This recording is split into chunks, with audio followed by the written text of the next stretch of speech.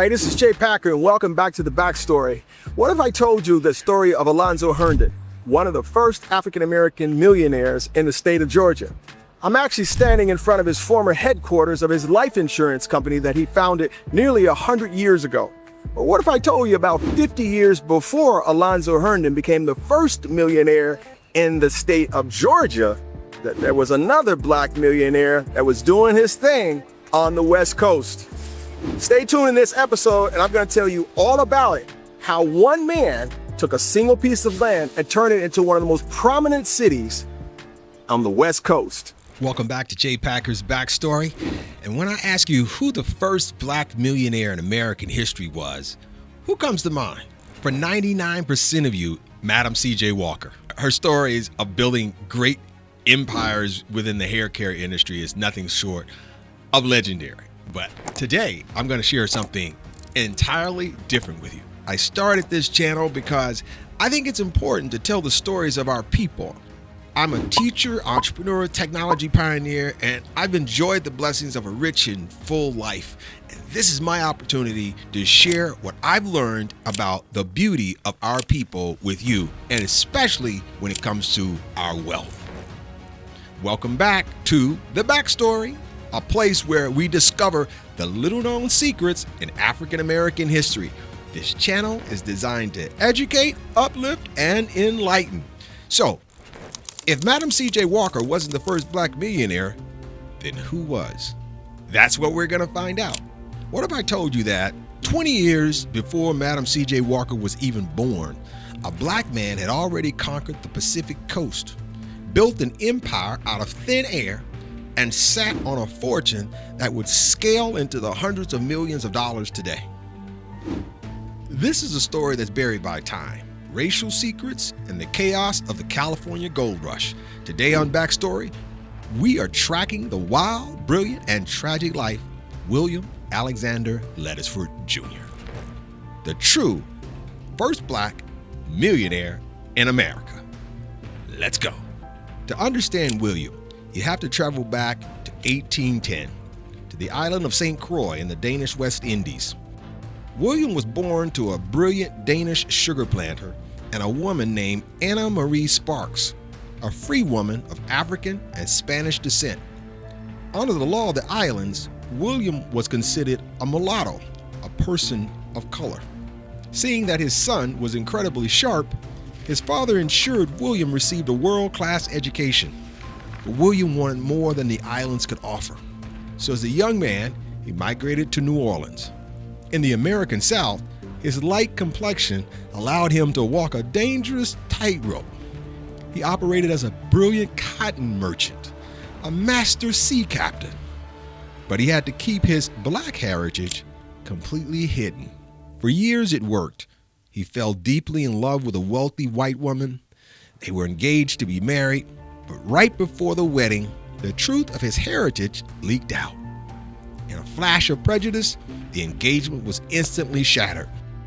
Brokenhearted, facing sudden ruin in a volatile South, William realized New Orleans was no longer safe. He liquidated everything he owned. He buys a 106-ton schooner named the Julia Ann, and in 1841 he points the bow of that ship toward the wildest edge of the known world, California.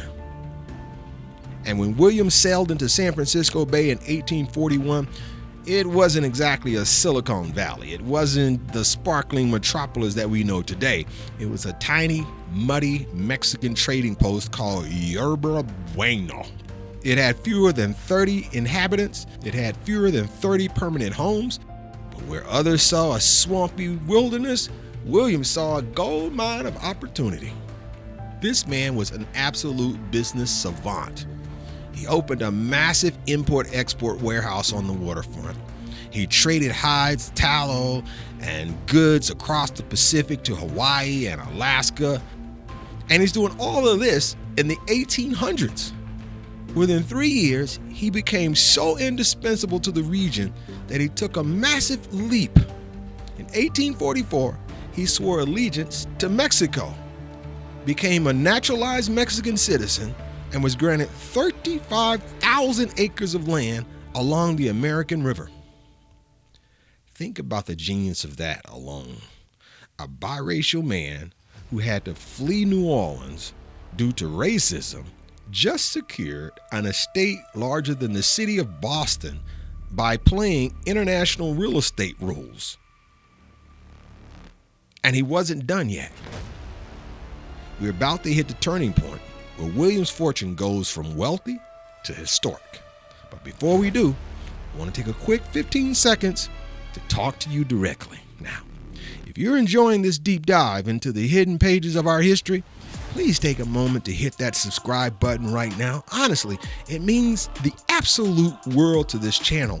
Building these narrative episodes takes an immense amount of time and research and scripting and editing and recording. By subscribing, you show your appreciation for the information you're receiving today. And you help ensure that stories like William's don't get buried in history. It's a small click for you, but it keeps our lights and our team digging. Thank you so much, and we just love your support. Now, let's get back to William in California. Returning to Yerba Buena, William became a machine of historic firsts. He looked at the bay and realized rowboats weren't going to cut it, so he purchased a vessel from Alaska and launched the very first steamboat ever to run in the San Francisco Bay. He looked at the travelers arriving from, say, nowhere, all over the place, so he built the city's first hotel.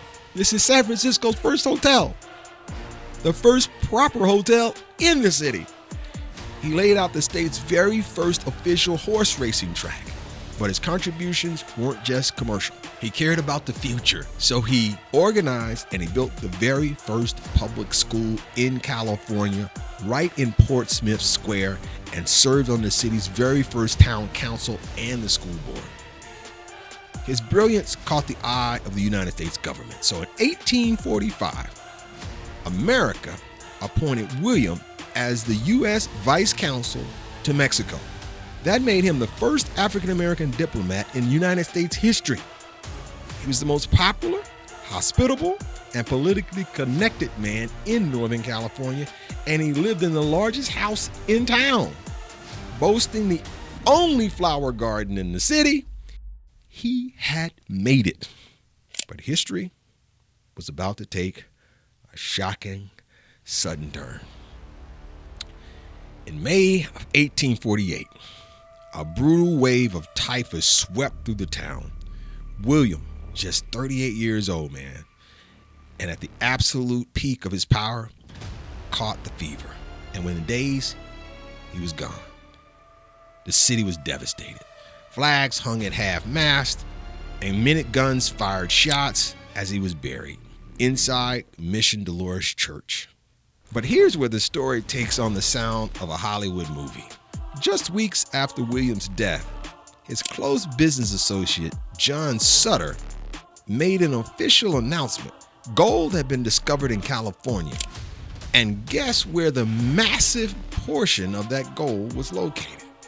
Yep, right on that 35,000 acres of land William Leidesdorff owned along the American River. Virtually overnight, the value of William's estate exploded. By the 1850s, his holdings were valued at over $1.5 million. Now, in 1840 and the 1850s, this was an unimaginable amount of money, especially for a black man, equivalent to hundreds of millions of dollars today, if not billions. Because William died without a will and had no wife or children, a massive legal warfare broke out. A corrupt army captain named John Folsom traveled all the way to St. Croix, tracked down William's mama, Anna Marie, and bought the rights to the entire multi-million-dollar estate for a mere $75,000. The state of California eventually stepped in, but the wealth was stripped away from his inheritance altogether.